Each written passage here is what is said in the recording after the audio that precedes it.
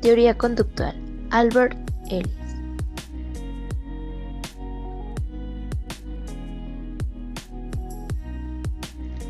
Pionero de la teoría cognitiva conductual y creador de la terapia racional emotiva conductual. Ellis nació un 27 de septiembre de 1913 en la ciudad de Pittsburgh, Estados Unidos, y murió un 24 de julio del 2007 en lo que fue en el edificio del Instituto Albert Ellis, ubicado en Manhattan, Estados Unidos. Fue considerado por la Asociación Americana de Psicología como la segunda figura con mayor influencia en el campo de la psicología clínica, solo por debajo de Carl Rogers y por arriba de Sigmund Freud. Para 1950, Ellis formuló un modelo de psicoterapia en el que le llamó inicialmente terapia racional, para más tarde cambiarlo al nombre de terapia racional emotiva, y finalmente, en la década de 1990, lo cambió al nombre de terapia racional emotiva conductual o TREC. Más tarde, para 1959, el Dr. Ellis funda el instituto conocido como Albert Ellis, al que le dedicó el resto de su vida, y ahora este centro cuenta además con 15 institutos asociados en los 5 continentes, siendo así el autor de más de 70 libros y 800 artículos. ¿En qué consiste la teoría conductual? La filosofía sirvió de base primordial para el desarrollo de la teoría conductual, y es por eso que Ellis consideraba que su teoría se podía resumir en la frase del famoso filósofo griego estoico Epíteto, el cual afirmaba que las personas no se alteran por los hechos, sino por lo que piensan acerca de los hechos. Albert Ellis consideraba que los problemas conductuales y emocionales podían tener su génesis a partir de sus 3 fuentes, la del pensamiento, la emocional y la conductual. Enfatizó en cómo los pensamientos inciden en las alteraciones psicológicas. Ellis afirmó que las personas son en gran parte responsables de sus sentimientos perturbados, que son generados tanto consciente o inconscientemente. Por ende, esas mismas personas disponen de todos los recursos para poder modificar sus pensamientos y traer a sus vidas estados duraderos y estables. Relación entre el pensamiento y la emoción. Primero vamos a conocer qué es un pensamiento. Un pensamiento es la capacidad que tienen los seres humanos de formar ideas y representaciones de la realidad en su mente, relacionando unas con otras. En cambio, una emoción son reacciones psicofisiológicas que representan modos de adaptación a ciertos estímulos del individuo cuando percibe un objeto, una persona, un lugar, un suceso o un recuerdo importante. A continuación se presentan algunos ejemplos de situaciones y cómo es que nuestros pensamientos activan o generan una emoción.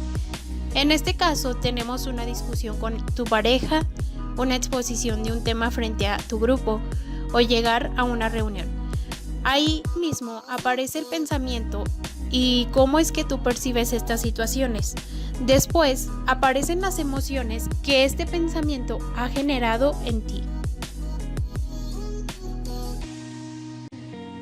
Albert Ellis. Vinculación entre pensamiento y emociones.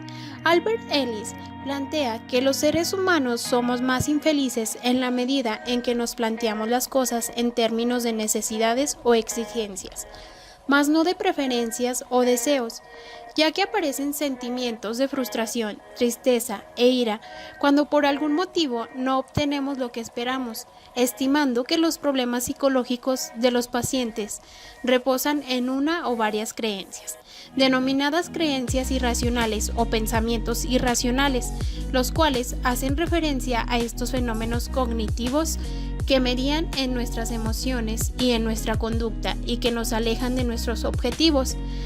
Él nos dice que la terapia racional emotiva es una herramienta terapéutica, la cual nos ayuda a comprender cómo funciona cada parte de nosotros que se basa en pensamientos irracionales. Según este modelo, actuamos de forma racional cuando sentimos de forma apropiada y actuamos de forma funcional de acuerdo a nuestras metas. En esta terapia, el terapeuta racional emotivo se encargaría de detectar las creencias irracionales del paciente que le están generando sufrimiento emocional y le alejan del bienestar. Mediante el entretenimiento en ciertas habilidades, el diálogo y la prescripción de tareas, el terapeuta trata de reformular estas creencias irracionales y sustituirlas por pensamientos racionales, las cuales se definen en RED, terapia racional emotiva.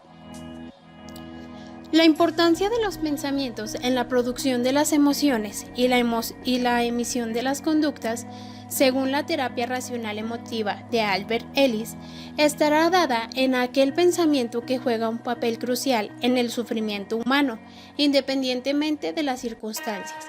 Por eso, adoptar un estilo de pensamiento más racional nos previene del malestar y nos ayuda a lograr nuestros objetivos vitales.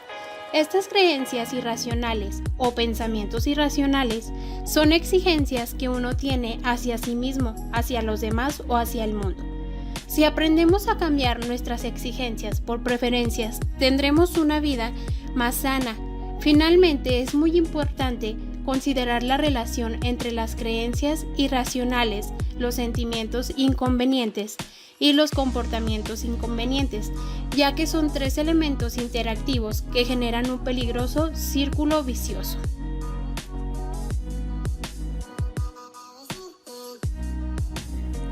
La psicoterapia cognitivo-conductual. El término cognitivo-conductual es muy genérico y se refiere a las terapias que incorporan tanto técnicas cognitivas como conductuales en el cambio terapéutico.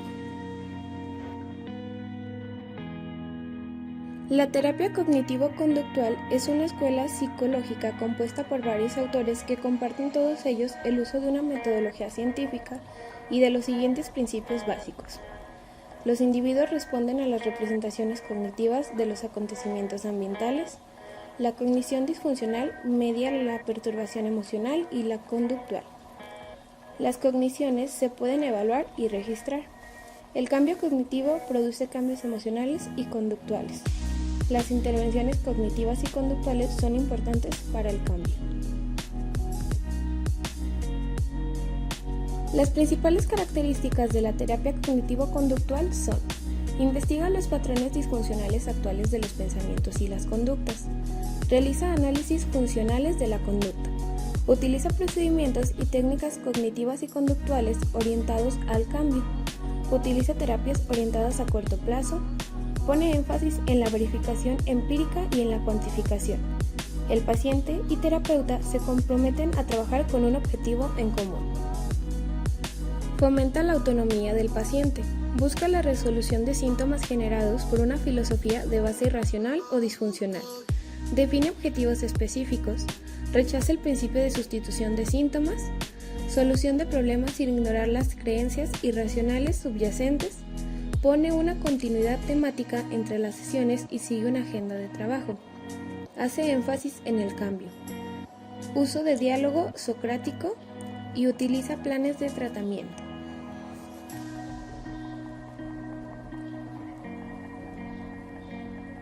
Esta teoría se basa principalmente en 7 principios generales. El principio básico nos dice que la cognición es el determinante próximo más importante de la emoción humana. Esto nos quiere decir que uno siente tal como piensa, y los acontecimientos externos, sean pasados o presentes, contribuyen pero no directamente inducen o causan lo que es la emoción humana. En cambio, las percepciones, las interpretaciones y las evaluaciones sí tienen gran influencia en lo que es la emoción. El segundo principio se basa en que el pensamiento irracional es el mayor determinante de la perturbación emocional y se considera que la psicopatología es el resultado de procesos disfuncionales en la forma de pensar. En esta teoría se distinguen 2 tipos de reacciones emocionales ante los acontecimientos. La número 1, la experiencia de emociones no saludables o las que son insanas, y como número 2, la de emociones saludables o las emociones sanas. Nos dice que las primeras son producto de un pensamiento irracional, mientras que las segundas lo son de un pensamiento racional. Como número 4, tenemos que el pensamiento irracional y la psicopatología dependen de múltiples factores, entre ellos lo que son los genéticos y los ambientales. El número 5 nos da énfasis en lo que es la influencia del presente inmediato en las emociones y en lo que son las conductas, más que en las influencias del pasado o de la historia que tiene la persona. Esto nos dice que a pesar de que el pasado pudo haber contribuido en lo que es la adquisición de la psicopatología, el problema emocional se mantiene por lo que se está diciendo ahora o lo que se está diciendo en el presente. La número 6 nos dice que la manera más efectiva de cambiar la perturbación emocional es poder averiguar lo que uno piensa y tratar de cambiarlo. La número 7 nos dice que las creencias pueden ser cambiadas, pero no resulta fácil hacerlo y se requiere esfuerzo, práctica y mucho trabajo. Dentro de esta teoría, Albert Ellis nos menciona el modelo ABC. Nos dice que este modelo es el núcleo de su teoría y está representado por una frase sencilla, la cual nos dice: las personas no se alteran por los hechos, sino por lo que piensan acerca de los hechos. Sintética y gráficamente, Ellis resumió su teoría en lo que denominó el ABC, recordando que entre A y C siempre está B. A representa los acontecimientos activadores, B el sistema de creencias y C las consecuencias. Dentro de esta tabla podemos observar ejemplos entre A, B y C. A nos dice que representa el acontecimiento activador, sucesos o situación. Puede ser una situación o un acontecimiento externo o un suceso interno. Un pensamiento, pueden ser imágenes, fantasías, conductas, sensaciones, emociones, entre otros. B nos dice que representa el sistema de creencias. Puede considerarse que incluye todo el contenido del sistema cognitivo: pensamientos, recuerdos, imágenes, supuestos, inferencias, actitudes, atribuciones, normas, valores, esquemas, filosofía de vida, entre otros. Y por último, en la letra C representa la consecuencia o reacción entre A. La C nos dice que puede ser de tipo emotivo, cognitivo o conductual. Respecto a las consecuencias o reacciones, se distinguen entre las apropiadas y las inapropiadas. Las emociones disfuncionales se caracterizan por causar un sufrimiento innecesario o despropiciando con respecto a la situación. Llevar a comportamientos contrarios a los propios intereses y objetivos, dificultar la realización de las conductas necesarias para lograr los objetivos propios y por último están asociados a demandas absolutistas y otras distorsiones cognitivas. Con respecto a la letra B, la cognición se refiere a cualquier actividad mental y puede manifestarse en forma de conceptos o ideas, significados, imágenes y creencias. Esta teoría distingue entre 4 tipos de cogniciones. La número 1 son descripciones, número 2 interpretaciones, número 3 inferencias y número 4 evaluaciones. En la número 1, que son las descripciones, nos dice que son observaciones y definiciones de la realidad, basadas en los conocimientos que uno tiene de la situación y pueden ser exactas o inexactas. Por ejemplo, mi amigo no me ha saludado cuando nos hemos cruzado por la calle. El segundo tipo son las interpretaciones. Estas van más allá de los hechos y deducen cosas que no han ocurrido y por lo tanto no son observables. Por ejemplo, no me ha saludado porque no me ha visto. Como número 3 tenemos las inferencias. Estas, a diferencia de las interpretaciones, contienen un componente emocional. Por ejemplo, mi amigo no me ha saludado porque está enfadado conmigo. Por último, las evaluaciones. Estas son valoraciones o significados personales sobre los hechos interpretados e inferidos y son el núcleo del componente emocional. Por ejemplo, necesito que mi amigo piense bien en mí. Es horrible que lo haya tomado a mal. Tales cogniciones están organizadas en 3 niveles y están formados por representaciones proposicionales y esquemas. El primer nivel de cognición son observaciones y percepciones de la realidad y las inferencias derivadas de tal percepción. Esto nos dice que son pensamientos autónomos y pueden ser distorsionados o no, y tener una forma de anticipación de suceso o evento. Estas cogniciones suelen ser conscientes superficiales. Las podemos constatar empíricamente y suelen ser del objetivo de cambio en la mayoría de las terapias cognición conductuales. El segundo nivel lo forman las creencias evaluativas, que son el elemento principal de las emociones. Aquí nos mencionaba que hay 2 tipos de cogniciones, las cogniciones calientes y las cogniciones frías. Una cosa es conocer qué puede ser una información correcta o no, y la otra es la valoración acerca de lo que sucede. El tercer nivel de las cogniciones son los esquemas nucleares, que suelen ser no conscientes, profundos y pueden ser rígidos o flexibles. Un esquema es una estructura mental que organiza y guía el procedimiento de una información, almacenando conocimiento con el que interactúa la información entrante.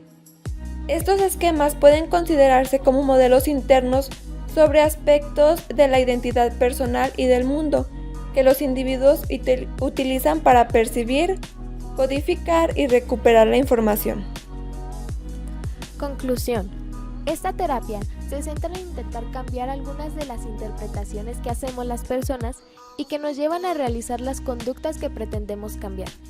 Por tanto, la forma de conseguir cambios en este aspecto es identificando y actuando sobre las convicciones e interpretaciones que hacemos de las cosas que nos pasan, de modo que son las propias personas las que tienen los recursos necesarios para poder modificar sus pensamientos.